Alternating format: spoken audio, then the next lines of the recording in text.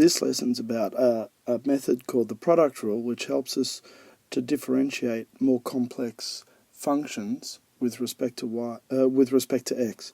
So if I was given a function and I was told that y equals u times v, and we know that u is a function of x and that v is a function of x, then we can find the derivative of y with respect to x by looking at this expression here, which says dy dx is equal to the original function of x, that is v, times the derivative of the function of x that was u, plus the original function u times the derivative of the function of x that was v. And all of that sounds rather complex and confusing, but it's really quite straightforward. So how about we get stuck into an example? And what I'll do is use one straight from the textbook. So if we have something like this, for instance, which looks pretty hideous, all right, what we actually have here is two functions of x, this one here and this one here, and we want to be able to find a derivative. So what we do is we label the first function u and the second function v. Okay, and over on the side here, we'll find that we'll write down that u is equal to x cubed plus 5x squared minus 3, and the derivative of u with respect to x will equal 3x squared plus 10x. All right, and then if I look at v is the function x squared plus 1 all raised to the power of 5, and if I find the derivative of v dash or v prime, we take the derivative of what's inside the brackets first of all, and that will give us 2x.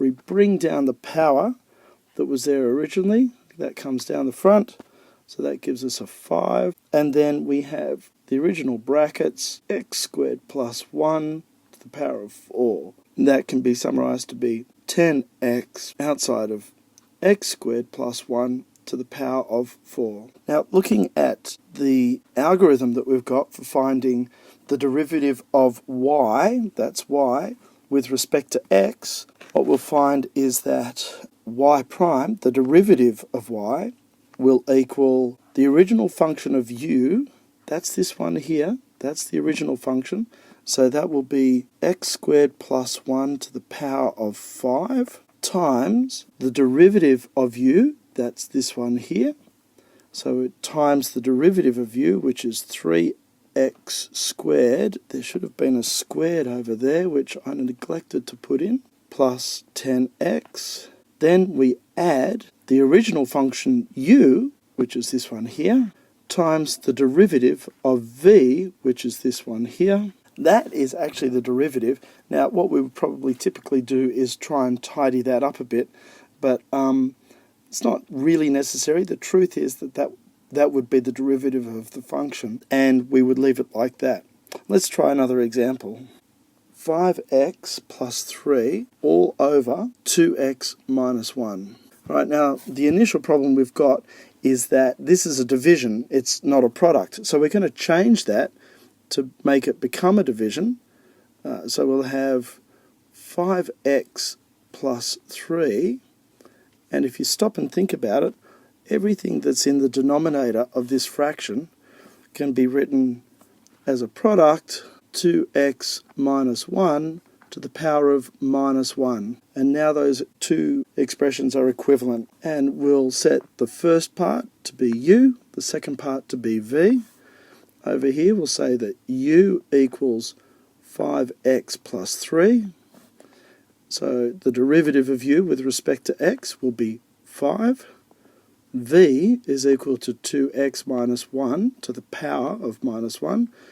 And v dash, or v prime, will be equal to, we take the derivative of what's inside the brackets, that'll be a 2, times the power comes down, so we've got minus 1, and then in the brackets we'll have 2x minus 1, and the power will be minus 2.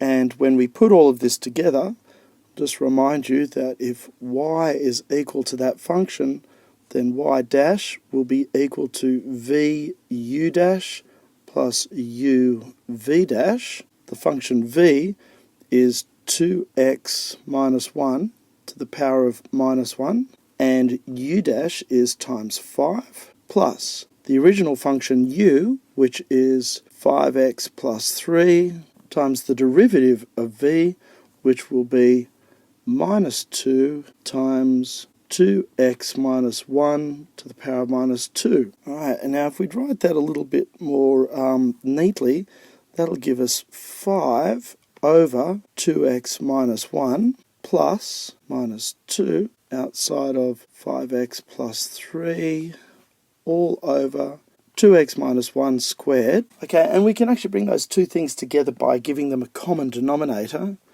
in which case this denominator here will be what we're looking for, and we can make the first denominator the same if we multiply it by 2x minus 1.